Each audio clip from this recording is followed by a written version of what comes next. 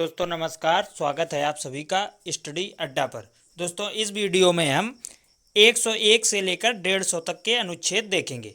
101 पर है संसद सदस्यों का रिक्त होना। आप लोगों को बता दें यहाँ पर कि आप पहले 2 एपिसोड जरूर देखें, उसके बाद ये तीसरा एपिसोड देखें। 101 में स्थानों का रिक्त होना संसद सदस्यों की निरर्हताएँ हैं। 102 में सदस्यता के लिए निरर्हताएँ।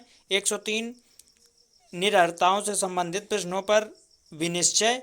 104 में अनुच्छेद 99 के अधीन शपथ लेने या प्रतिज्ञान करने से संबंधित है।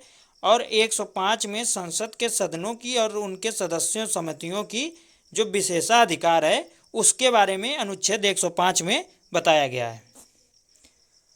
और अनुच्छेद 106 यहाँ पे दोस्तों 105 आप लोगों के लिए इम्पॉर्टेंट है। यहाँ पे सांसदों के विशेषाधिकार हैं और 106 में सदस्यों के वेतन और भत्ते हैं। विधायी प्रक्रिया 107 में है विधायकों के पुनर्स्थापन और पारित किए जाने के संबंध में।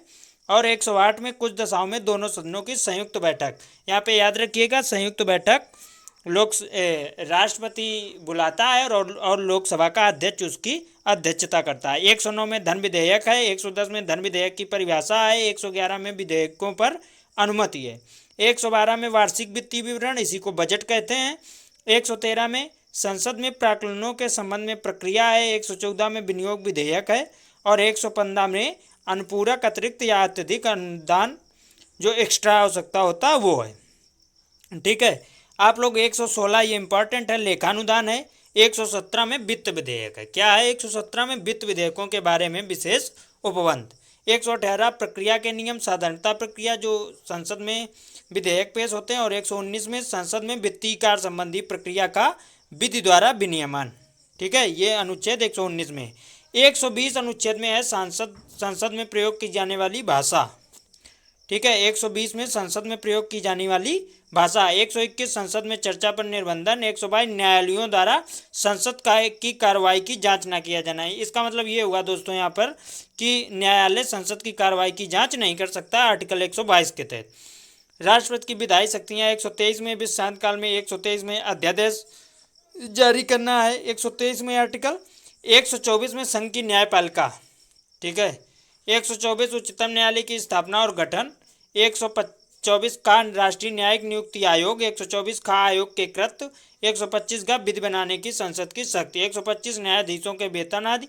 126 मुख्य न्यायमूर्ति की नियुक्ति। 127 तदर्थ न्यायाधीशों की नियुक्ति। 128 न्यायालय की बैठकों में सेवानिवृत्त न्यायाधीशों की उपस्थिति। ठीक है, 129 में अभिलेखीय न्यायालय होना। 130 में उच्चतम न्यायालय का स्थान। 131 में उच्चतम न्यायालय की आरंभिक अधिकारिता। ठीक है, इसको हटा दिया गया है 131 का के तहत। 132 में अपीलीय अधिकार। ठीक है, 133 में सिविल विषयों से संबंधित अधिकार। 134 दंडिक विषयों में उच्चतम न्यायालय की अपीलीय अधिकार। और 134 का में अपील के लिए प्रमाण पत्र।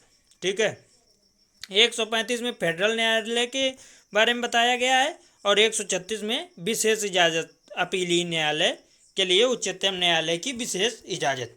137 में निर्णयों या आदेशों का उच्चतम न्यायालय द्वारा पुनरावलोकन।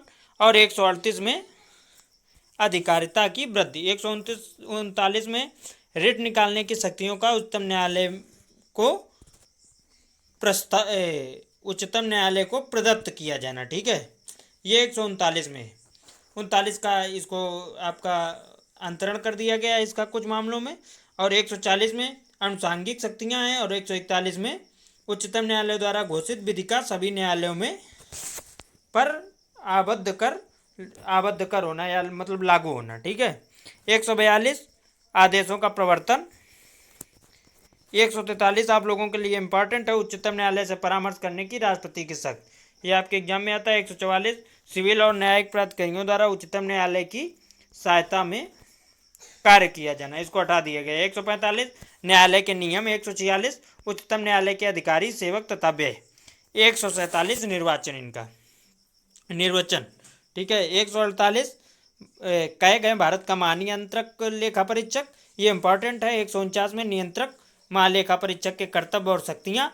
और 150 संघ के और राज्यों के लेखाओं का प्रारूप। तो दोस्तों इस प्रकार से हम ये इस वीडियो के तहत 150 अनुच्छेद 150 अनुच्छेद आप लोगों के कंप्लीट हो चुके हैं। 50 अनुच्छेद के 3 वीडियो आ चुके हैं। पहले 2 वीडियो देखने के बाद आप लोग ये वीडियो देखिए और इस वीडियो को अधिक से अधिक शेयर करें। धन्यवाद। Thank you for watching this video.